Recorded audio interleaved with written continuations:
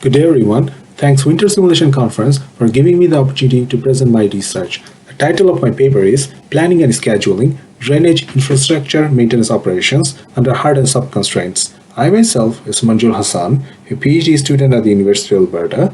I'm co-authoring this paper with Dr. Ming Lu and Dr. Simon Alvarez, professors, University of Alberta. Jason Neufeld from EPCO Utilities is also co-authoring this paper with us. Let's look at the outline for today's presentation. First, I'll give a little background on what inspired us to get involved with this research problem called Planning Drainage Infrastructure Maintenance Operations. Then, I'll explain the problem statement. I'll explain the research question that we want to solve through this research. Next, I'll explain the solution approach that we proposed in this paper. I'll also show one example case study to explain the applications of the methodology. Last, I'll conclude my presentation by mentioning the scope for future work. Challenges. Every year, the company who offers the drainage maintenance services need to deal with a large volume of job requests within a quick turnaround time. An example of such company can be EPCO, who offers services for the City of Edmonton. Look at the number for EPCO. They receive around 2,000 such requests. That means 2,000 jobs per year. If we have a close look at the request, all the problems are related to drainage maintenance, but the issues are diversified.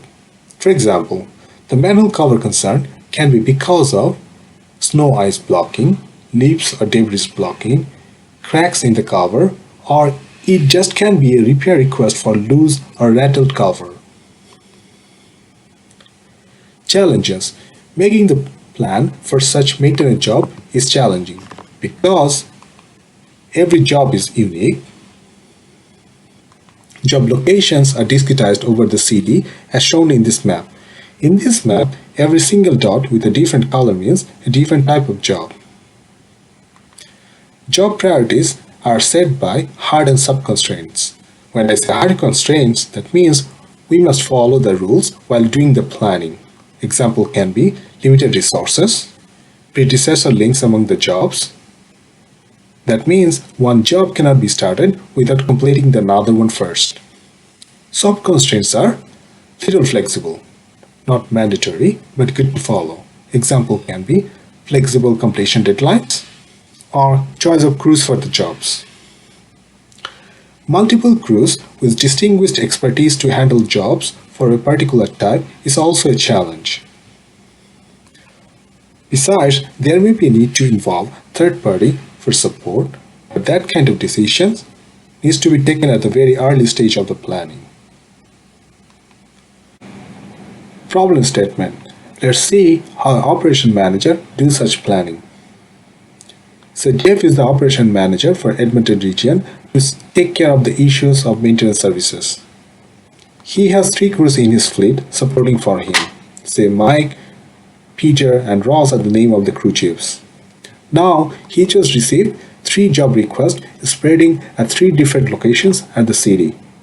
All jobs are catchment basin barrier replacement, but the first one will need some special tool to see if is there any leakage in the connecting lines. Second one is just a generic replacement, but the third one will need little careful excavation, maybe because there are some other utility lines overlapping with it. Now the question is how Jeff should do the planning. That means who he should deploy on which job. Crews can be distributed randomly or by first come first served basis. At least that is what will be done by a planner who doesn't have any idea about the crews, maybe a freshman, or by any software. Now the question is this plan acceptable to Jeff? Maybe, maybe not, because Jeff has over 20 years of experience of doing such planning. He knows about his stuff, his strength and preferences, and also he is known about the complexity of the jobs. So, plan with a randomly assigned crew may not be acceptable to Jeff because he wants to add his preference into the planning. So, how can Jeff do it differently?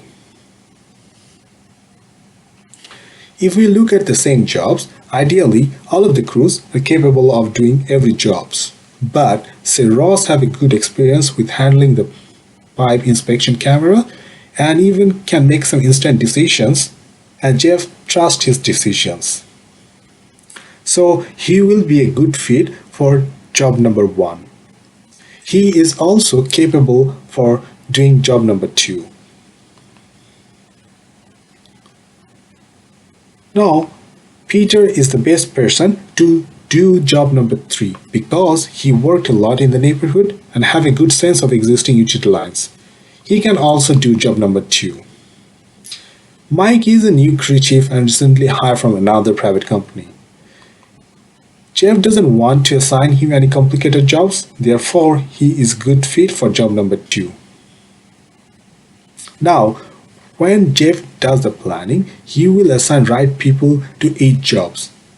That means Ross will be assigned to job number 1, Peter will be assigned to job number 3, and Mike will be assigned to job number 2. Over here, I just mentioned 1 or 2 reasons for Jeff to assign people to the jobs, but there are numerous reasons behind the scene that helps Jeff to select crews for jobs. And most of them are not quantifiable, and there is no structured historical data available to record such notion. Or we can say it's just Jeff's gut feeling, and there is no formal established methodology to capture it.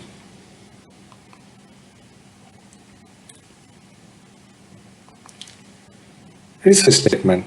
So over here we can see each job has uniqueness, number of crews and resources are limited, and we need to incorporate planner's gut feeling in the planning as well. Over here, when I say gut feeling, that means an instinct, then we can say, okay, I'm right about the decision, but I cannot actually give reasons or explain why.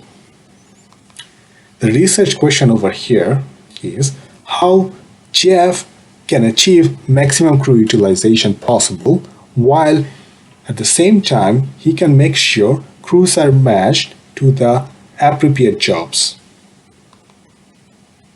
Solution approach.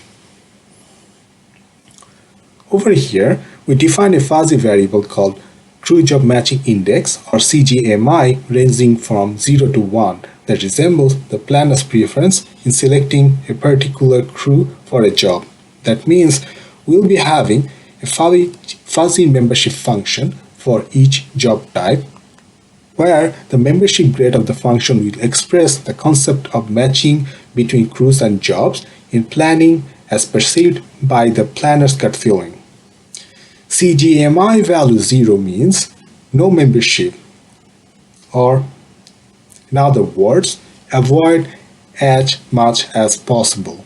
CJMI 1 means full membership.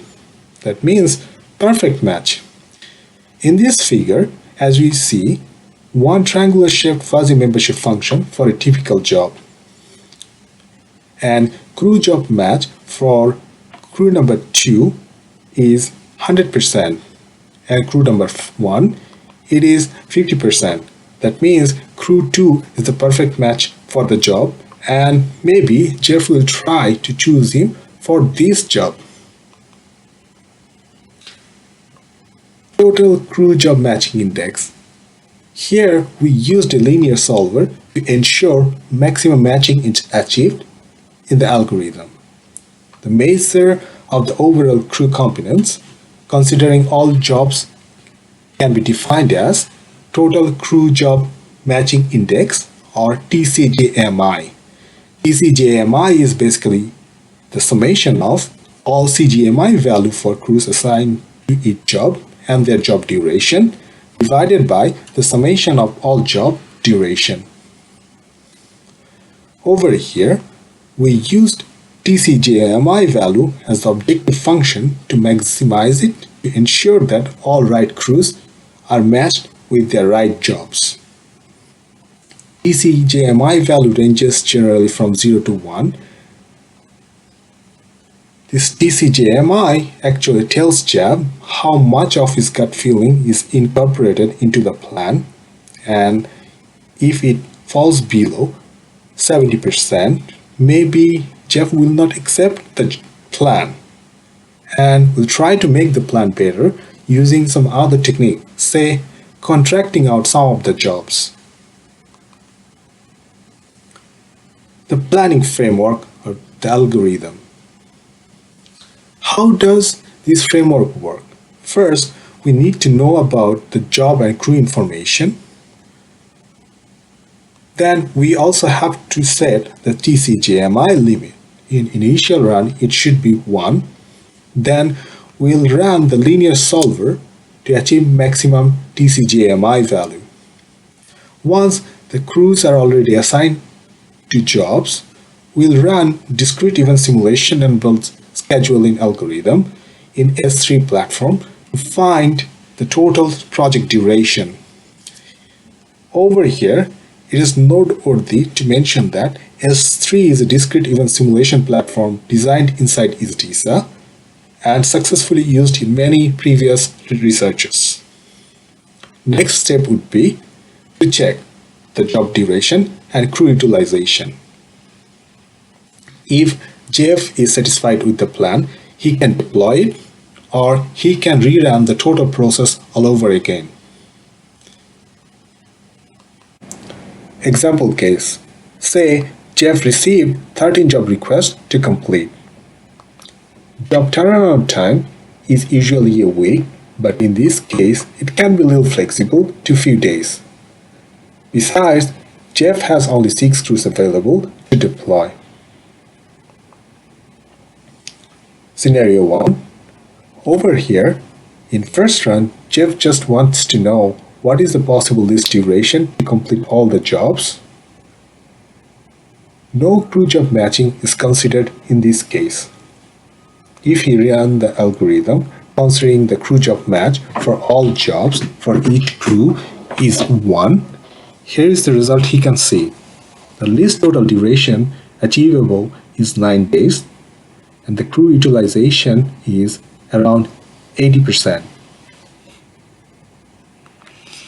Now, Jeff wants to incorporate his understanding into the planning.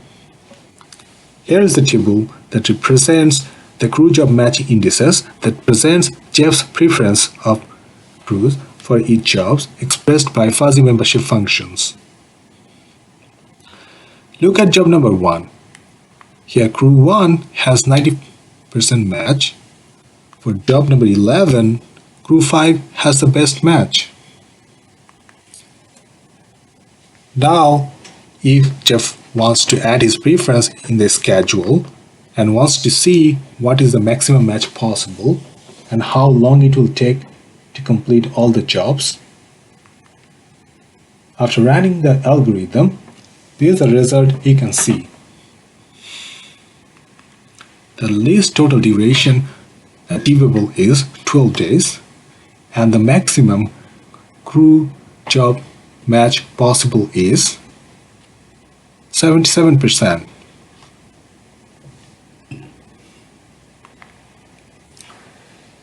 In scenario 3, Jeff wants to add his preference for sure, but wants to do some more analysis. He wants to give crew number 6 some rest, and at the same time, for sure, would like to see what is the maximum match possible for his plan and how long it will take to complete all jobs. After running the algorithm, there is a result he can see. The least total duration is 12%, doesn't change a lot, and TCJMI value, that means total crew job matching index or match possible, is again 77%. Next, Jeff wants to see what can happen if he can contract out job number 7. Like before, he wants to see what is the maximum match possible and how long it will take to complete all jobs. Here is the result he can see after running the algorithm.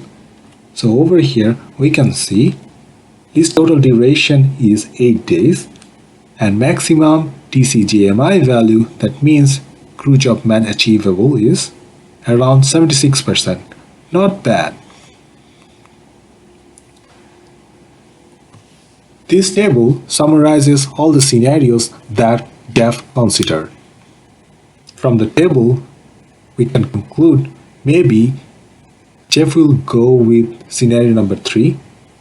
That means he will give some vacation time or time off to his crew number 6 and still will be able to complete all jobs within 12 days.